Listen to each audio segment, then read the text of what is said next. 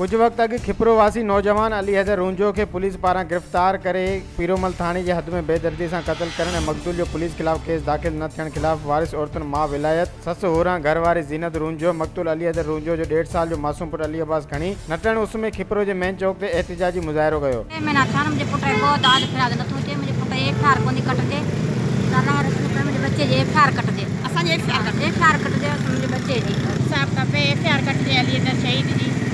जुल्म कहते मुझे 1.5 साल जो बच्चो मुझे केर पाली रहंदा पी के सवा तो जुल्म कहते रहंदा असांजे एफआईआर कटे घरां खणी 12 तारीख ते रात जो 12 बजे 16 तारीख ते रात जो 12 बजे खणी असां अली हैदर शहीद के घरां खणी दहशत करे तमाम जबरदस्ती सां दहशत कया अथन ऐं जुल्म कया अथन असांजे अली हैदर खां शहीद करे 5 ॾींहंनि खां पोइ असांखे वापसि घर में न अथन।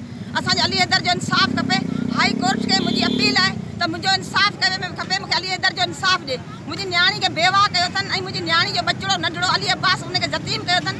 मुंहिंजे अली अब्बास खे इंसाफ़ पंहिंजे पीउ जो अली हैदर शहीद जो इंसाफ़ खपे। मूंखे कोर्ट सगोरी खे अपील आहे अर्ज़ आहे हाई कोर्ट के ऐं वज़ीर आज़म वज़ीर आला खे मुंहिंजी अपील आहे मुराद अली शाह खे मुंहिंजी अपील आहे त मूंखे इंसाफ़ ॾे। जिते मक़तूल जे वारिस औरतुनि सहाफ़ियुनि अॻियां दाहींदे चयो त कुझु वक़्तु अॻु राति जे टाइम सांगड़ जो अॻूणो एसएसपी ज़ीशान शफ़ीक सिद्दीकी ऐं उन सां गॾु ॿियनि पुलिस ऑफिसरनि गुलज़ार मरी अलन अब्बासी इसाक संग्रासी शरीफ़ जमाली अयाज़ मरी ऐं ॿियनि अली हैदर जे घर अंदरि घिरी अली हैदर रुंजो खे घरां गिरफ़्तार करे वञी पीरोमल थाणे जे हद में पुलिस जे कूड़ो मुक़ाबिलो ॼाणे अली हैदर रुंजो खे क़त्ल करे छॾियो।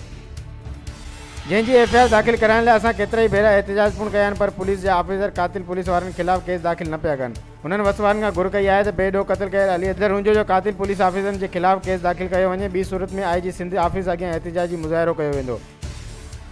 HRJD न्यूज़ मां फ़िलहाल एतिरो ई। वधीक ख़बरुनि अपडेट जे लाइ ॾिसंदा रहो HRJD न्यूज़।